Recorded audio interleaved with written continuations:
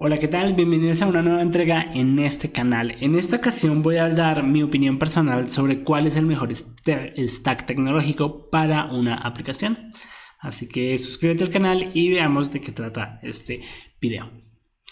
Vamos a empezar desde un hilo que yo subí en Twitter explicando pues precisamente cuál sería el mejor stack tecnológico según mi punto de vista, y lo dividí en, digamos que, varias partes: el frontend, el API, la base de datos, colas de tareas y cómo orquestamos todos estos servicios. Bien, para el frontend, la mejor elección para mí sería Angular Ionic. Para la API, Nest.js y GraphQL. Como base de datos sería Couchbase, Celery para gestionar las colas de tareas, y Docker /Docker Swarm para orquestar los servicios. Te voy a explicar por qué.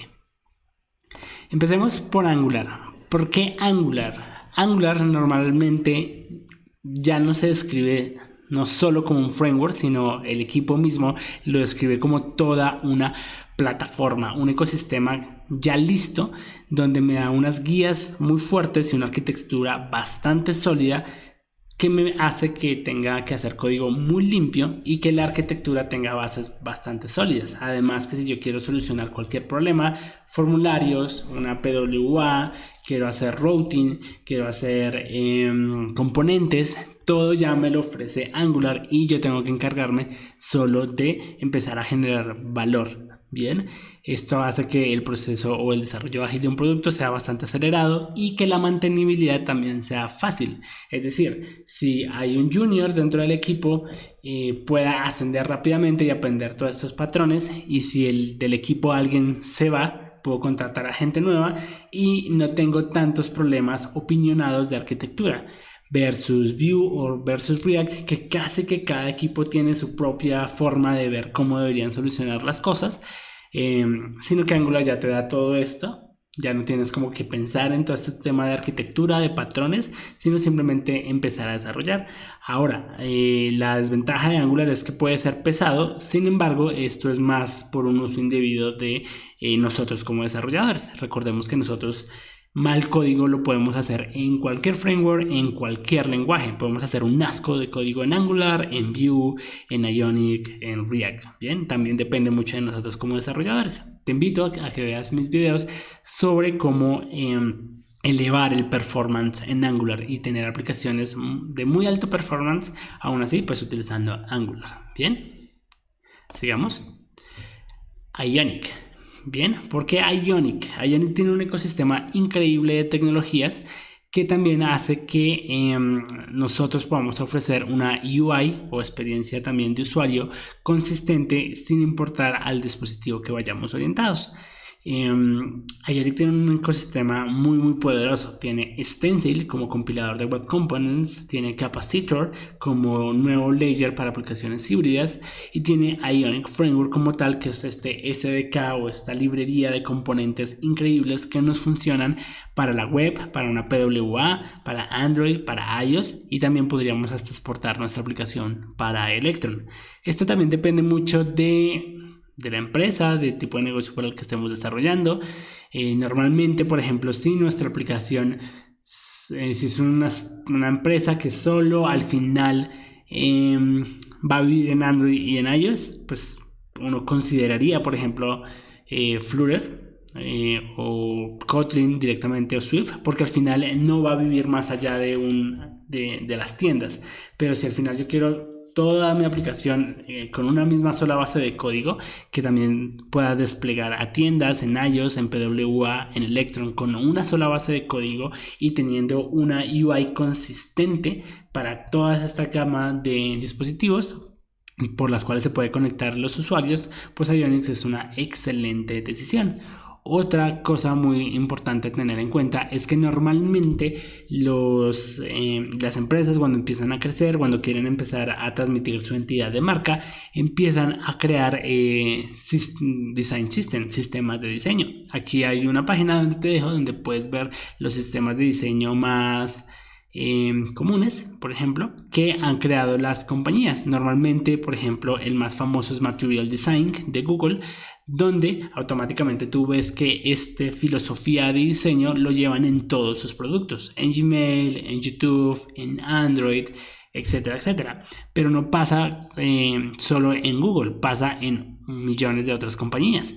Es decir, por ejemplo, IBM tiene sus propios sistemas de diseño, lo cual hace que cuando alguien entre al equipo no es como que tenga que recrear la rueda, sino ya tiene unos estándares de cómo debe verse un botón, cuáles son las áreas de espacios, qué tipografías utilizar, etcétera, etcétera. Bien, entonces cada compañía empieza a crear. Slack tiene su propio sistema de diseño. El de IBM, por ejemplo, se llama Carbon Design System, donde pues literalmente cualquier desarrollador debería leerse. Si alguien entra a desarrollar a IBM, y pues entra como desarrollador, pues debería entrar y ver cuáles son las guías como tal. En esto hay un problema que precisamente quiero evidenciar acá, y es que los diseñadores trabajan bastante en crear un sistema de diseño que les sirva para todos sus productos. No importa si tú estás trabajando como frontend, si estás trabajando en React, en Angular, si eres parte del equipo de marketing y haces la landing page, si haces parte del equipo móvil y pues desarrollas en Android, crean un sistema de diseño consistente para toda la compañía. En web hay un problema, y es que normalmente estos sistemas de diseño, como hay bastante diversificación de frameworks como Angular, React y Vue, que son los más populares, crean componentes para cada uno de los frameworks, para que si algún equipo está desarrollando en Angular, pues tenga ya componentes simplemente para empezar a usar dentro de la plataforma que estén creando. Bien, esto tiene un problema, y es que la mantenibilidad que este tipo de cosas sea mantenible es un problema. Bien, es decir, les toca crear una librería para Angular, una librería para React, una librería para Vue, y ahorita que se puso de moda Svelte, entonces ahora una para Svelte, y eso genera un problema. Este problema lo solucionan los Web Components. Bien, y a todo esto, ¿qué tiene que ver con Ionic? Porque los componentes de Ionic son Web Components. Toda esta familia de componentes, de botones, son Web Components. Bien, y básicamente, en vez de pronto en un ciclo muy temprano, en vez de preocuparte por crear un sistema de diseño para toda la compañía, mientras llegas a ese punto, puedes ya coger alguno que funciona, por ejemplo Material Design, o el que ya te trae Ionic por defecto, donde ya tiene toda esta serie de componentes, donde él ya tiene básicamente todo bien, cómo te va a funcionar, que te va a funcionar bien en iOS, que te va a funcionar bien en Google, o pues en Android como tal, o para la web. Ya tiene todo, se basa ya en un sistema de diseño, y además de eso, todos los componentes son Web Components, que quiere decir que yo los puedo utilizar para cualquier framework, para React, para Angular, en JavaScript, en Vue. Eso hace de por sí que estos componentes los podemos reutilizar en muchos lados, y muchas empresas están cambiando a hacer sus sistemas de diseño soportados para la web a base de Web Components. Con eso se ahorran el trabajo de estar creando digamos que una librería por cada framework, sino simplemente el equipo, si está desarrollando en Angular, en React, en lo que sea, acogen esta filosofía. Bien, entonces eso es una de las ventajas. Bien, yo ya tengo un sistema de diseño que es el que me da Ionic, y además sé que como son Web Components, lo puedo utilizar en cualquier otro lado. Si mi equipo está desarrollando en Angular, va a funcionar ahí, en Vue, en lo que sea, y sé que funciona perfectamente para desktop, para móvil, para Android, si sigue las buenas guías. Esa es otra de las razones de Ionic desde el lado del frontend. Ahora crucemos a la API. La API, normalmente nosotros tenemos nuestro frontend y nuestro backend. Bien, ¿cómo se comunican ellos? Por parte, pues básicamente se expone un servicio web.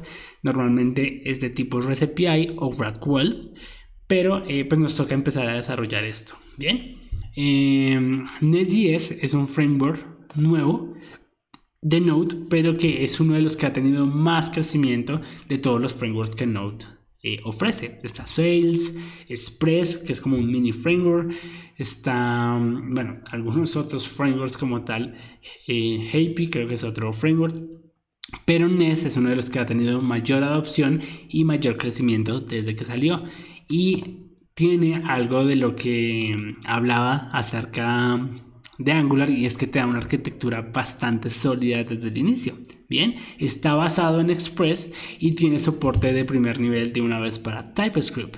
Entonces, lo cual puedes tener patrones de programación entre objetos, programación funcional, programación reactiva dentro de toda tu API. Y es muy bueno, muy bien documentado y me ha funcionado bastante bien.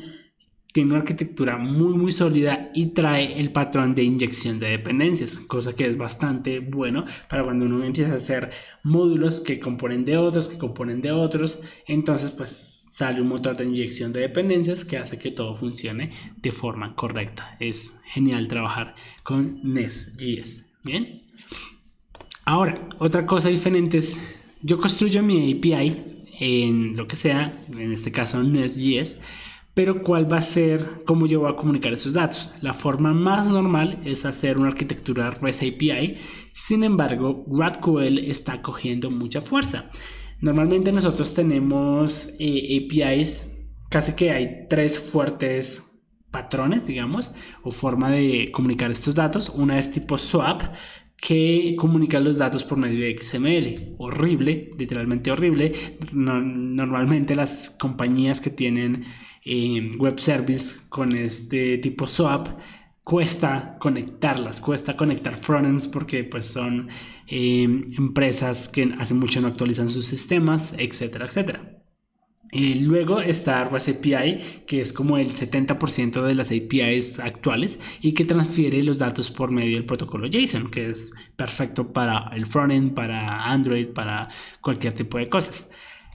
Y luego está GraphQL, que está creciendo, pero parece que así como SOAP era muy popular en unos tiempos y REST API llegó para solucionarlo, ahora los problemas de REST API que tiene los soluciona GraphQL de una forma muy contundente, y es precisamente generando un lenguaje de consulta.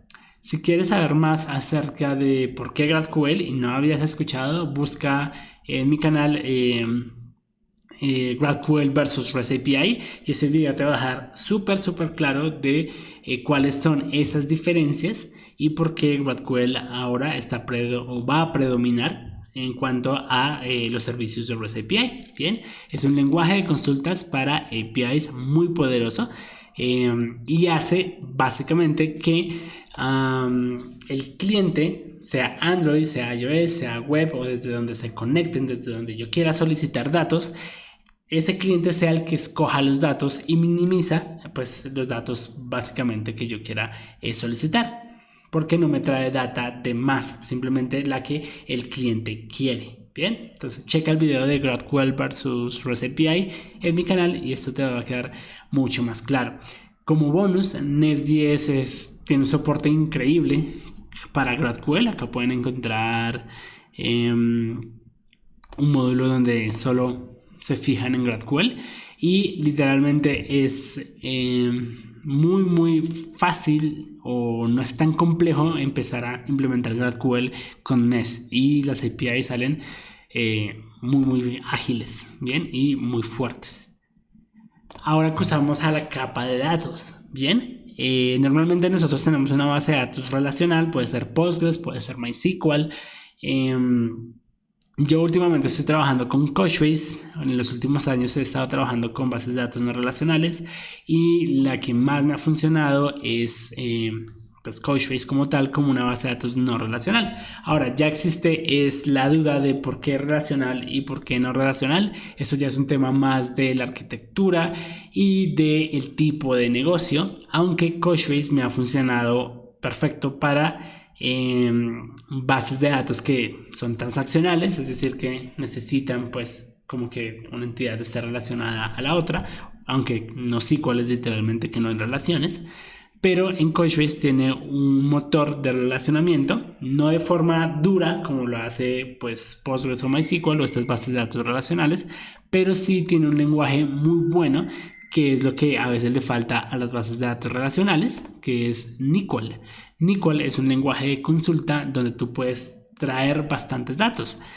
Normalmente en frameworks como por ejemplo Django, Laravel, ellos tienen gran soporte para bases de datos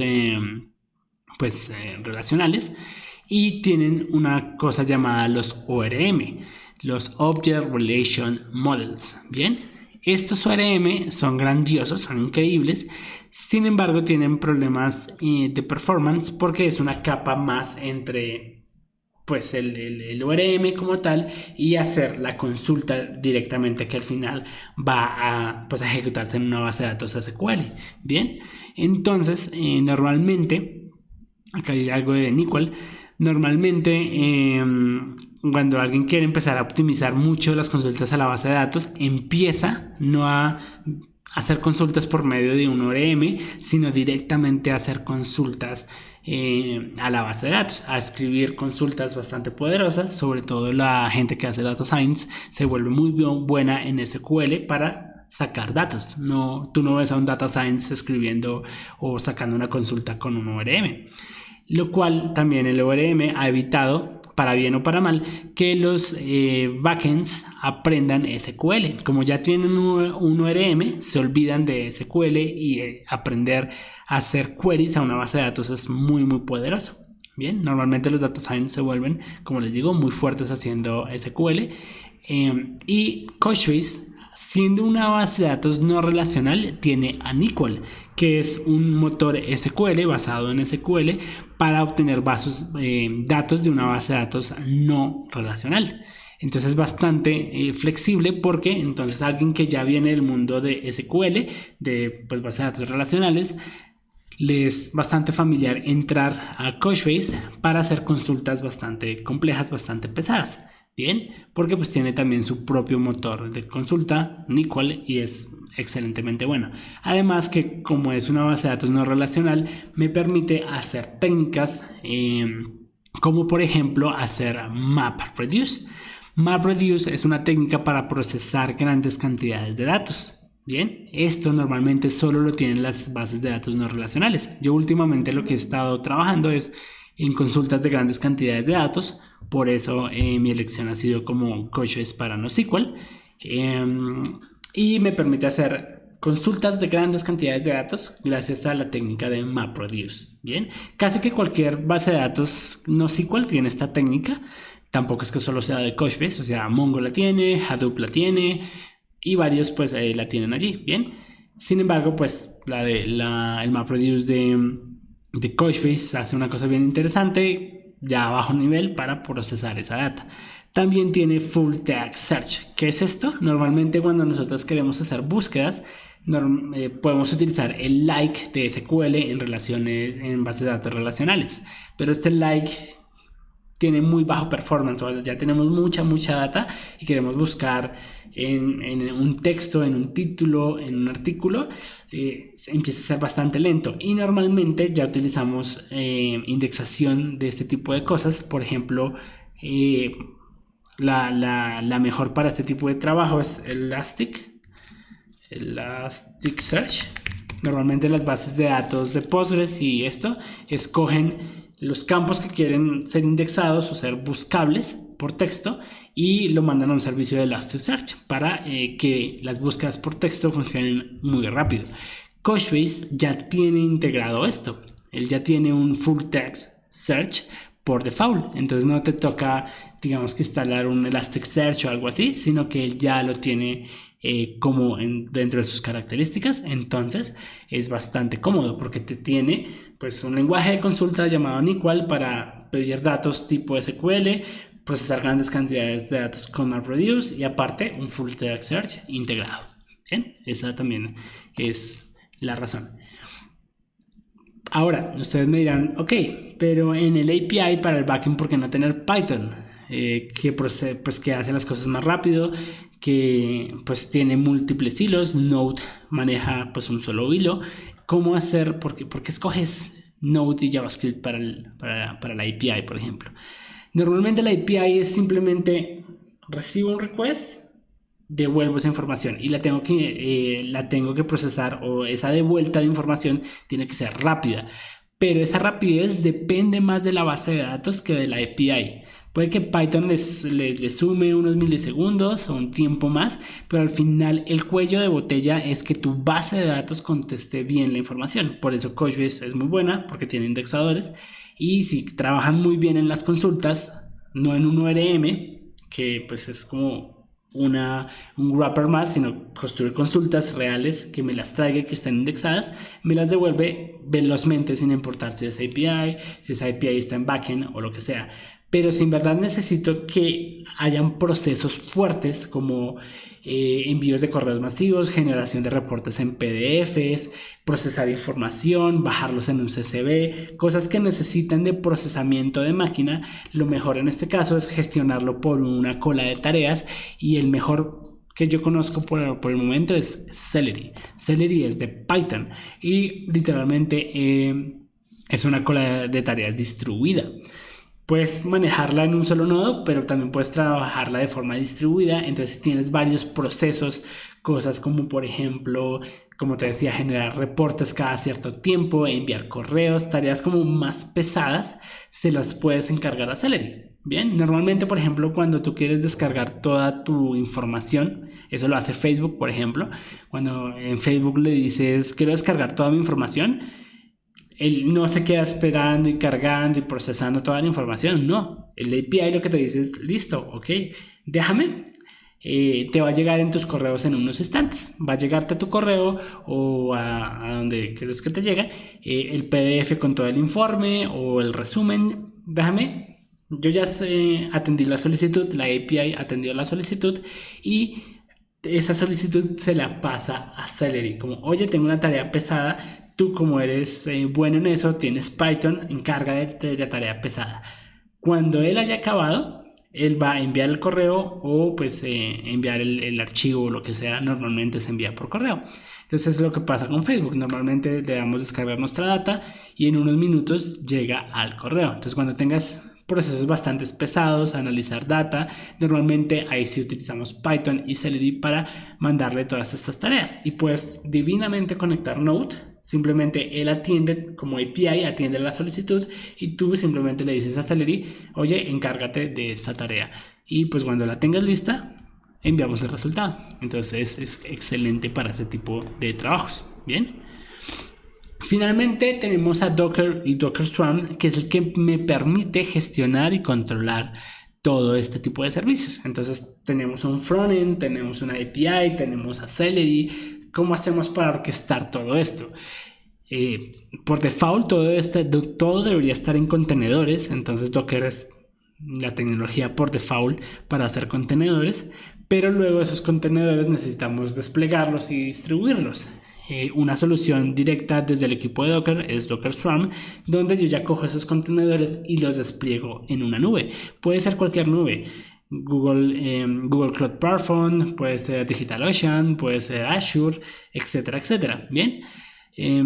La verdad yo no he probado ahorita Kubernetes, sé que es la que está predominando ahorita, sé que tiene como mejores características que Docker Swarm, así que por ahora me quedo con Docker Swarm, que es el que digamos que sé cómo trabaja, sé cómo desplegarlo, pero les prometo voy a investigar sobre Kubernetes y ver qué tal es. Sé que está predominando el mercado en este momento. Listo. Ahora, sin embargo, yo describí una arquitectura que es bastante escalable. El API, el backend, todo es bastante óptimo y escalable, pero al final tú puedes reemplazar cualquiera de estas piezas por lo que sea de tu preferencia. Para el frontend puedes utilizar React. Es más, si puedes seguir utilizando Ionic. Como te digo, Ionic, como se basa en Web Components, pues puedes utilizarlo Ionic con React, Ionic con Vue. Puedes elegir el framework que quieras. ¿No te gusta Node para el API? Te recomiendo, por ejemplo, FastAPI, que es como un NES en Python para, sí, es como un NES, o es la opción que yo optaría por hacer APIs. Bien, Es súper cómoda, súper rápida, está hecha en Python.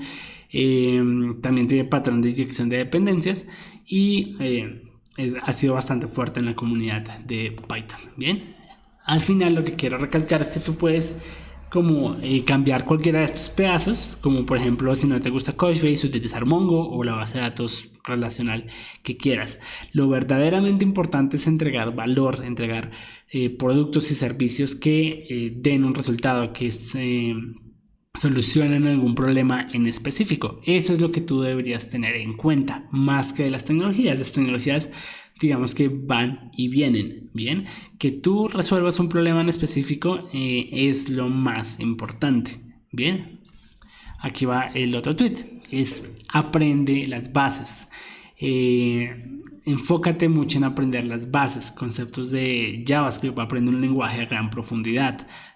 Pues Python, JavaScript, pero apréndelo bien, aprende unas buenas bases. En este caso, por ejemplo, yo ya invertí mucho tiempo en Angular, entonces no quiere decir que no pruebe ninguno más o que ya entonces sea Angular Forever, sino que también tienes que estar abierto a algunas otras cosas.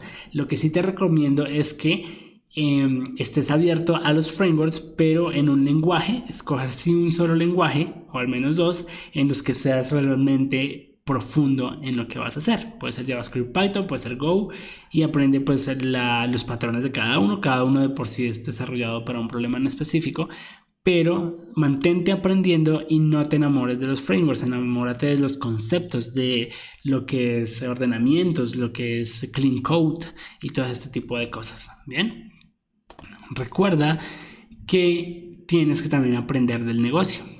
Y aquí hay una frase de Buritica, que es gran persona en cuanto a gestión de equipos distribuidos, y tu trabajo no es escribir código, es construir un negocio usando tecnología.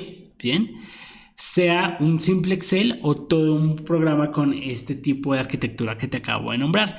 Es más, puede que sea una aplicación monolítica, puede que al final no tengas separado el frontend, el backend, utilices GraphQL, sino sea un Django, sea un Laravel, que funciona muy bien y eso al final solucione un problema, le funcione al cliente. Puede ser un Django que se encargue literalmente de gestionar la base de datos con un ORM, que se encargue de conectarse con Celery y pues de hacer el render, ¿sí? No está tan dividido como la arquitectura que te menciono, que lo haría un poco más escalable, pero al final si es lo que funciona para tu cliente, si es lo que le entrega valor como tal, esa debería ser tu prioridad, más que los frameworks o en qué vamos a desarrollar.